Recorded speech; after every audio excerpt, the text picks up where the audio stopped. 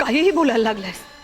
म्हणजे तसं काही असतं तर पोलिसांनी आतापर्यंत शोधून काढलं असतं म्हटलं ना मी. आणि हे बघ, म्हणजे मधुसूदनचा ऍक्सिडेंट कसा झाला, कोणी केला याचा विचार करण्यापेक्षा सावी कशी बरी होईल याचा विचार कर. हॅलो, इन्स्पेक्टर साहेब, धैर्य मुजुमदार बोलतोय. मला असं वाटतंय की मधुसूदन नाईकांचा अपघात नाही तर घातपात झाला होता.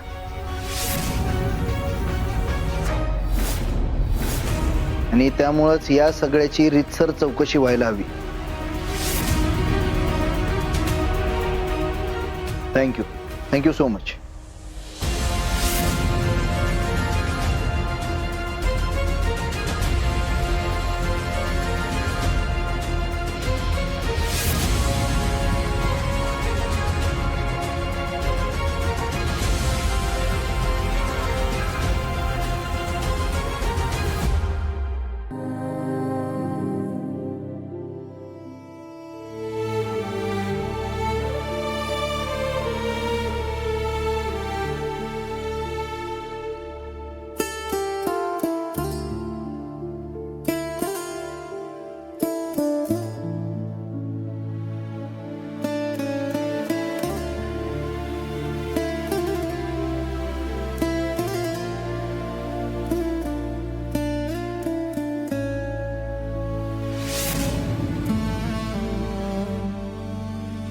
आई,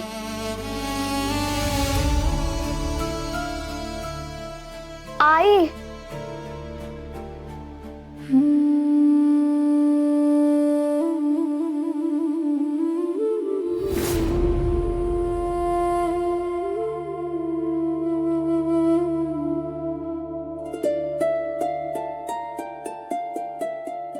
आर्या,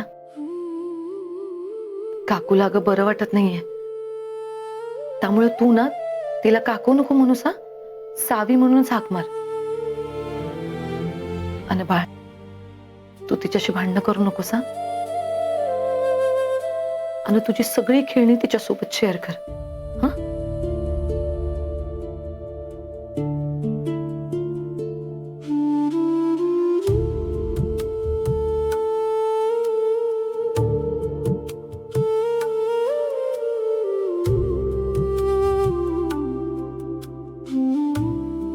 आर्या, धर बाळ, काकूला जाऊन दे. जा. घे ना.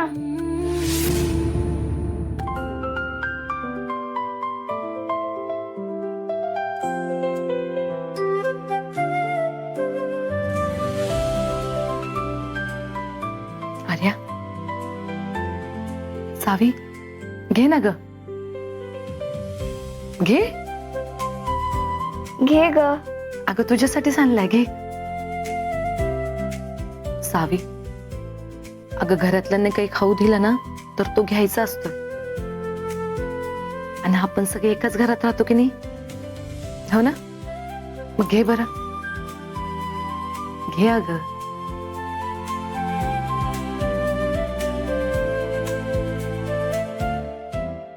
घे ग.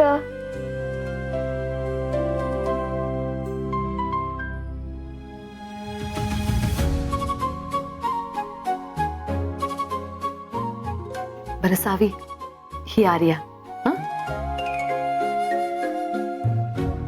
तू ये तिच्या सोबत आतमध्ये बसून खा.